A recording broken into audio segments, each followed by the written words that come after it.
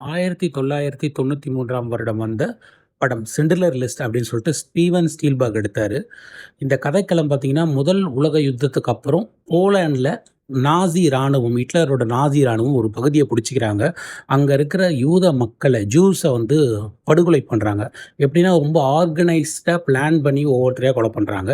இதுக்கு நடுவுல ஒரு ஜெர்மன் தொழிலதிபர் அந்த இடத்துக்கு போறாரு. அவரோட கான்செப்ட் என்னன்னா, இங்க இருக்கிற மக்களுக்கு ஏதாவது நம்மளால உதவி பண்ண முடியுமான்னு பார்க்குற மாரி போறாரு.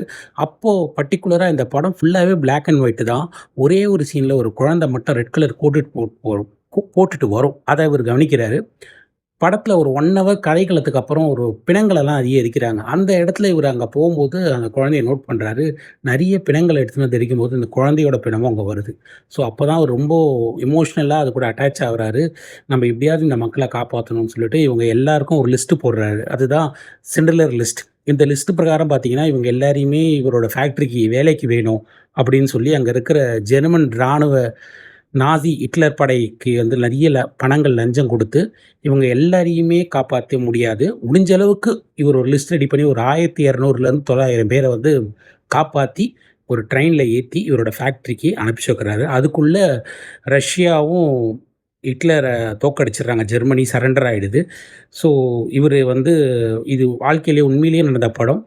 இவ்ளோ பேர் உயிர காப்பாத்தியிருக்காரு. அதாவது ஒரு பயங்கரமான சூழ்நிலை. எப்படின்னா, அங்க ஒரு சின்ன மிஸ்டேக் நடந்தா கூட அங்க மறுவார்த்தையே கிடையாது. உடனே அங்க எக்ஸிகியூஷன் தான்.